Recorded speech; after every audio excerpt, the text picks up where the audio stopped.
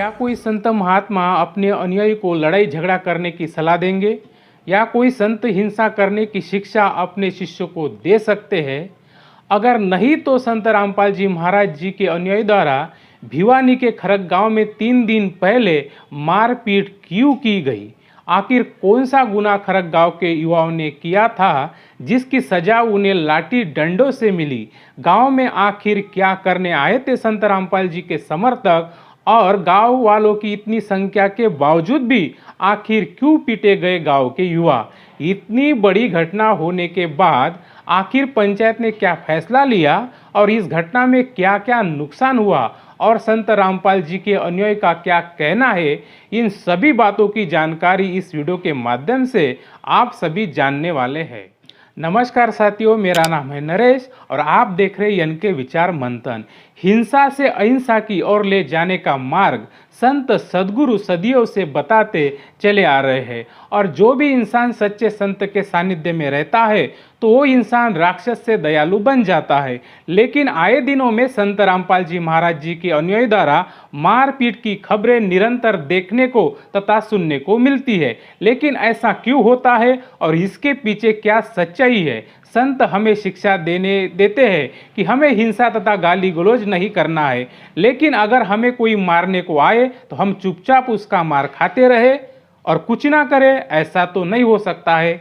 संत रामपाल जी महाराज सत्संग में बताते हैं कि हमें किसी से लड़ाई झगड़ा नहीं करना है, मतलब जहाँ तक संभव हो सके हमें हिंसा से बचना चाहिए। लेकिन अगर बात अपने जान पर बन आए तो हमें उसका भी मुंह तोड़ जवाब देना चाहिए। हमें भी हमारा बचाव जरूर करना चाहिए। न्यूज चैनलों द्वारा तथा सोशल मीडिया द्वारा भिवानी के खरक गांव में हुई हिंसा का वीडियो तेजी से वायरल हो रहा है।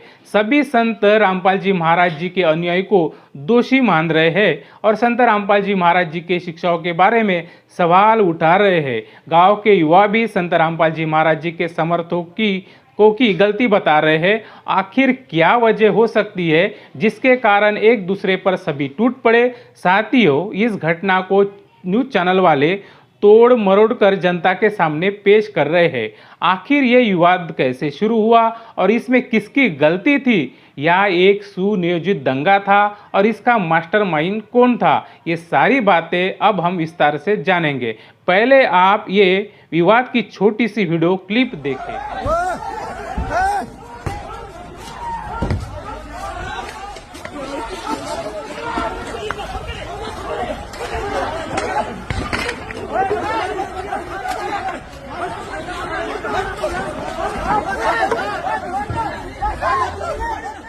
साथियों, आपको जैसे मालूम ही होगा कि संत रामपाल जी महाराज द्वारा अन्नपूर्णा मुहिम के अंतर्गत जरूरतमंदों को मकान, शिक्षा, चिकित्सा और राशन पहुंचाने का काम संत रामपाल जी महाराज जी के अनुयायी कर रहे हैं। और इसके अलावा जो भी इस साल ज़्यादा बारिश होने के कारण कई राज्यों में किसानों के खेतों में पानी भर गया और साथ में घरों में भी पानी जमा हुआ, जिसके कारण गरीब तथा किसानों की हालत इतनी खराब हुई कि खाने पीने की समस्या खड़ी हुई और खेतों में पानी भरने के कारण फसल खराब होने का डर भी सताने लगा। ऐसे गंभीर समय के वक्त संत रामपाल जी महाराज द्वारा इन सभी किसानों की सहायता करने का आदेश संत रामपाल जी महाराज जी के समर्थकों को दिया गया, जिसके चलते अनुयायी द्वारा पाइप मोटर लेके गांव-गांव जाके खेतों में से और घरों में से पानी निकालने की मुहिम रात दिन चलाई गई। जिसको भी ये मालूम हुआ कि संत रामपाल जी महाराज जी के समर्थक खेतों में से पानी निकालने की सेवा कर रहे हैं, तो सभी ने अपना एक प्रार्थना पत्र लिखकर संत रामपाल जी महाराज जी से गांवों की सहायता करने की मांग उसमें की गई, जिसके चलते समर्थकों के द्वारा राहत सामग्री भी दी गई। जिसके चलते भिवानी के खरक गांव की तरफ से भी खेतों का पानी निकालने के लिए राहत सामग्री देने के लिए एक प्रार्थना पत्र लिखकर संत रामपाल जी महाराज जी को भेजा गया और संत रामपाल जी महाराज जी के आदेशानुसार 10 नवंबर शाम को संत रामपाल जी महाराज जी के अनुयायी अपनी राहत सामग्री जिसमें पाइप, मोटरें और अन्य सामान लेके पंचायत में पहुंच जाते हैं और वहां पर गांव वालों को राहत सामग्री तथा संत रामपाल जी महाराज जी के अन्नपूर्णा मुहिम के बारे में जानकारी देते हैं। जब ये कार्यक्रम चालू था तो उसमें कुछ युवा जो पहले से ही संत रामपाल जी महाराज जी का विरोध करते आ रहे थे वो भी उसमें शामिल थे। एक लड़का खुद बता रहा है कि मुझे इसके पहले भी लखनऊ से फ़ोन आया था। आगे वो बता रहा है कि संत रामपाल जी महाराज जी हमारे हिंदू देवी देवताओं के बारे में गलत बोलते हैं और लिखते हैं, जिसका गुस्सा इन युवाओं में पहले से ही था। इस कार्यक्रम के दौरान जब संत रामपाल जी महाराज जी के अनुयायी द्वारा रामपाल जी भगवान की जय के जयकारे शुरू हुए तो इस युवाओं ने जो पहले से ही खपा थे नारों का विरोध करने लगे और ऐसे नारे मत लगाओ, रामपाल को भगवान मत कहो, रामपाल कोई भगवान नहीं है, इस प्रकार से जोर जोर से चिल्लाने लगे। अनुयायी के द्वारा कहा गया कि संत रामपाल जी महाराज हमारे लिए भगवान ही है, लेकिन जो पहले से झगड़ा करने की मंशा रखते हो ऐसे लोग कहाँ चुप रह सकते हैं और संत रामपाल जी महाराज जी के बारे में उल्टा सीधा कहने लगे। दोनों तरफ से कहा सुनी में विवाद इतना बढ़ गया कि हाथापाई पर बात आ गई। फिर कुछ वहाँ जो उपस्थित लोग थे तथा समर्थक थे उन्होंने सबको शांत किया और वहाँ से संत रामपाल जी महाराज जी के समर्थक चले गए। अब इन लड़कों को कौन समझाए कि संत रामपाल जी महाराज जी को भगवान सिर्फ उनके शिष्य ही नहीं बल्कि आधे से ज़्यादा हरियाणा के लोग अब कहने लगे हैं।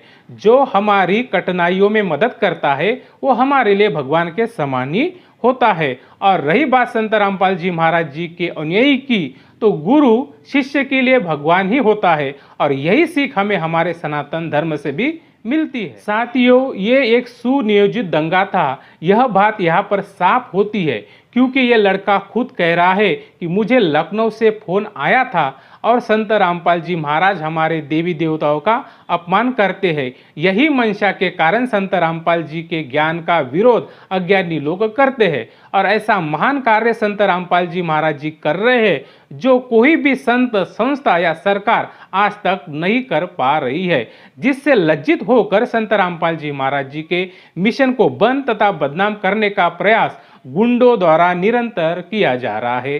पंचायतों द्वारा भी ये बताया गया है कि दोनों तरफ से हाथापाई हुई और इसके बारे में हम कल शनिवार को सुबह 9 बजे पंचायत में निर्णय देने वाले हैं। खुद सरपंच ने ये बात बताई कि हमारे गांव के कुछ युवा इनसे खपाते और उन्होंने झगड़ा शुरू किया था। साथियों, बिल्कुल छोटी सी बात थी लेकिन इन लड़कों को झगड़ा करना था और उन्होंने कर दिखाया। और ये मूर्ख चैनल वाले संत रामपाल जी महाराज जी और उनके अनुयायी को गलत बताकर लोगों में भ्रम फैला रहे हैं। संत रामपाल जी महाराज जी के अनुयायी झगड़ा करने वाले नहीं बल्कि झगड़ा बंद करने वाले हैं।